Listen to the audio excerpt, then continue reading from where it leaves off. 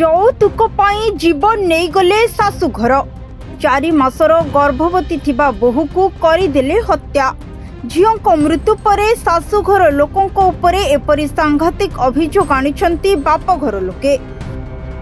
ବାହାଘରକୁ ମାତ୍ର 8 ମାସ ହୋଇଥିବା ବେଳେ ଯୌତୁକ ପାଇଁ ଝିଅକୁ ହତ୍ୟା କରିଦେଇଛନ୍ତି ଏବଂ ଘଟଣାସ୍ଥଳରୁ ଫେରାର ମାରିଛନ୍ତି ସ୍ୱାମୀ, ଶ୍ୱଶୁର ଓ ଦିଅର। ଏପରି ଏକ ଅଭାବନୀୟ ଘଟଣା ଭଦ୍ରକ ଜିଲ୍ଲା ଆଗରପଡ଼ା ଥାନା ଅନ୍ତର୍ଗତ ଓଲଡାଙ୍ଗ ଗ୍ରାମରେ ଘଟିଛି। ଓଲଡାଙ୍ଗ ଗ୍ରାମର ସୁଦର୍ଶନ ପଣ୍ଡାଙ୍କ ପୁଅ ଜ୍ୟୋତିରଞ୍ଜନ ସୁଭଦ୍ରା ଗତ 8 ମାସ ତଳେ ବିବାହ କରିଥିଲେ। ବିବାହ ସମୟରେ ଶାଶୁଘର ଲୋକେ ଯୌତୁକ ନେବେ ନାହିଁ ବୋଲି କହିଥିଲେ, କିନ୍ତୁ ବାହାଘରର 1 ମାସ ପରେ ଯୌତୁକ ଦାବି କରିଥିଲେ।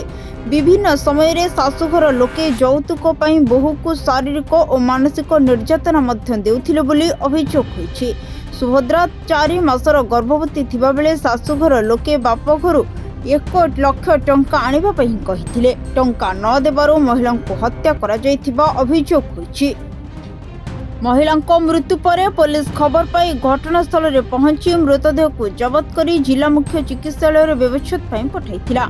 ଅଭିଯୋଗ ପରେ ପୋଲିସ ଏକ ମାମଲା ରୁଜୁ କରି ଶାଶୁକୁ ଅଟକ ରଖିଛି। ପୋଲିସ ଏବଂ ସାଇଣ୍ଟିଫିକ ଟିମ୍ ଘଟଣାସ୍ଥଳରେ ପହଞ୍ଚି ତଦନ୍ତ ଜାରି ରଖିଛନ୍ତି। ଜିଲ୍ଲା ଅତିରିକ୍ତ ଆରକ୍ଷୀ ଅଧୀକ୍ଷକ ତଦନ୍ତ ଏବଂ ଶବ ବ୍ୟବଚ୍ଛେଦ ରିପୋର୍ଟ ଆସିବା ପରେ ମୃତ୍ୟୁର ପ୍ରକୃତ କାରଣ ଜଣାପଡ଼ିବ ବୋଲି କହିଛନ୍ତି। ଦେଖନ୍ତୁ, ଆମର ଗତକାଲି ବିଳମ୍ବିତ ରାତିରେ ଆଗରପଡ଼ା ଥାନାରେ ଏକ ଅଭିଯୋଗ ହସ୍ତଗତ ହୋଇଥିଲା ଯେ ଜଣେ ନବବିବାହିତ 9 ମାସ ପାଖାପାଖି ବିବାହିତ ଜଣେ ମହିଳାଙ୍କର ମୃତ୍ୟୁ ଘଟିଛି, ଯେଉଁଟାକି ସନ୍ଦେହଜନକ ପରିସ୍ଥିତିରେ ବା ସୁଇସାଇଡ୍ କରିଛନ୍ତି ବା କ'ଣ ସେଟା ତଦନ୍ତାଧୀନ ଅଛି ବର୍ତ୍ତମାନ। ତାପରେ ଏହି ସଂକ୍ରାନ୍ତରେ ଆମର ଥାନାରେ ଆଗରପଡ଼ା ଥାନାରେ 23 ନମ୍ବର କେସ୍ ରୁଜୁ ହୋଇଛି। ଆଇଓ ଏସ୍ଆଇ ଭାରାଣୀ ପରିଡ଼ା ଅଛନ୍ତି। ଆମର ବର୍ତ୍ତମାନ ପର୍ଯ୍ୟନ୍ତ ଇନକ୍ୱେଷ୍ଟ ସରିଲାଣି। ଆଜି ସାଇଣ୍ଟିଫିକ ଟିମ୍ ମଧ୍ୟ ସ୍ପଟ୍ ଭିଜିଟ୍ କରିଥିଲେ। ବର୍ତ୍ତମାନ ପିଏମ୍ କରାଯିବା ପାଇଁ ଯାହା ପରବର୍ତ୍ତୀ ପଦକ୍ଷେପ ରହିଛି ଆଇନଗତ କାର୍ଯ୍ୟାନୁଷ୍ଠାନ ଗ୍ରହଣ କରାଯିବ। ଘଟଣା ଯେ କ'ଣ 6 ମାସ ପୂର୍ବରୁ ବାହାଘର ହେଇଛି।